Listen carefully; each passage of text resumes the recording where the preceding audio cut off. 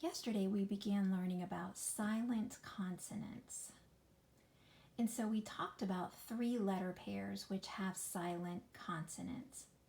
And those letter pairs were WR, KN, and GN, as you see up there at the top. When we look at the letter pair WR, which letter is silent in WR? Which letter do you not hear in the words right, wrote, and wrong? Yes, it is the W, right? We do not hear that W. That is the silent consonant. We only hear the R. Very good. So in KN and GN, it is the same thing, right? That's what we talked about yesterday. What letter do we not hear in KN when we see it at the beginning of a word? Yes, we do not hear the K. We only hear the N.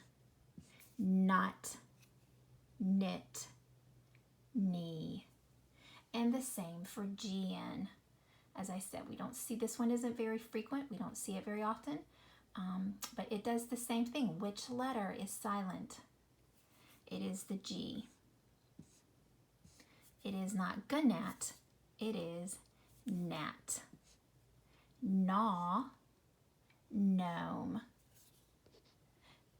Very good. Now today we're just going to look at 3 of the words, 3 words that begin with KN. One of them we did yesterday. We did not. Okay, what would this word be? If the K is silent and we only hear the N, we know that the EA is likely going to make the E sound. What is that word? Need. Need. Well, you've heard that word before, but this is probably not the need you're thinking of. We'll get to that in just a minute. And then this word, I know you've seen this one. Okay, this isn't kno, it is no, because of the K at the beginning. Okay, this is the word no. Well, look at these words that I have beside it here. Let's read these words. Not, need, no. Are you noticing something similar here? I hope you are. Do you realize that these say the same thing, don't they? They both say what? They both say not, but they're spelled differently. Do you think they have different meanings? Yes, they do, absolutely. This knot, as I mentioned yesterday, is like a knot in a rope. This knot means to not do something. So the same for these two. They both say need. They sound the same, but they're spelled differently, and indeed they have different meanings. This need is to knead bread.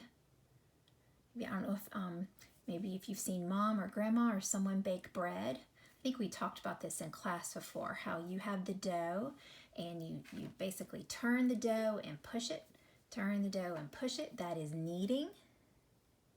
But this kind of knead is very different. Okay, this is I need to take a break. Okay, need. All right, and then we have the same thing with the third set of words. No and no. I know how to say the word no. This no means I will not know. Okay, 2 different things. This looks like the word now, but when you have that K at the beginning, it is the word no. So when we see these silent consonant pairs at the beginning of the word, it actually gives meaning to the words, guys. Because when we have 2 words like this that sound exactly the same, but they're spelled differently and they have different meanings, it's really important that we recognize these silent consonant sounds so we know, okay, this is the kind of knead that you do to bread, not the other kind of knead. So it can be really helpful. Let's look at just one more little pair here. So you have ring. this word that we talked about yesterday, there's our silent consonant pair. The W is silent, you only hear the R. Ring, but this is not the ring on a finger. This is like to wring the water out of something. Okay, but of course the one beside it is like the ring on a finger, or to ring a bell. Ring, ring. It's important that we know that that silent consonant pair changes the meaning of this word. Well, wrung is actually the past tense of wring. I am going to wring the water out of the towel. That means it's present. I'm doing that now. I wrung the water out of the towel. That is past tense. It has already happened. Ring, rung. Same thing here. I am going to ring the bell. Present tense, happening now. I rung the bell. Past tense, it has already happened. Very interesting how those words sound the same. They're both used in present tense and past tense, but they're spelled differently and they have very different meanings. Okay, very quickly, let's look at page 110. So if you have page 110, go ahead and pull that out, and we're going to read that together.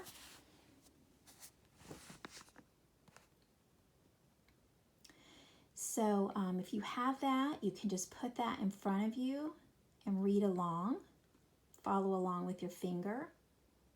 If you don't have in front of you, it's okay. You can just follow along on the screen. Okay, a lot of these we read yesterday. Some of these we didn't read yesterday. So let's just practice reading a few more of the silent consonant words. Okay, we're going to start at the first column, starting at the top.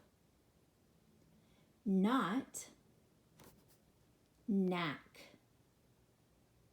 Need, knee.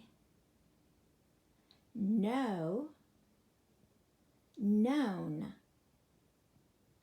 Knock, knob. Let's see if we can read that a little bit faster. One more time. Here we go, starting at the top. Not, knack. Need, knee. Know, known. Knock, knob. Okay, good job. Let's go to the second column. All right, starting at the top. Knelt, knife. Okay, now we're going to go to some WR words. Right, ring. Wren, wrist. Wrote. All right, let's start at the top and read those again. Knelt, knife. Right, ring. Wren, wrist. Wrote. Good job.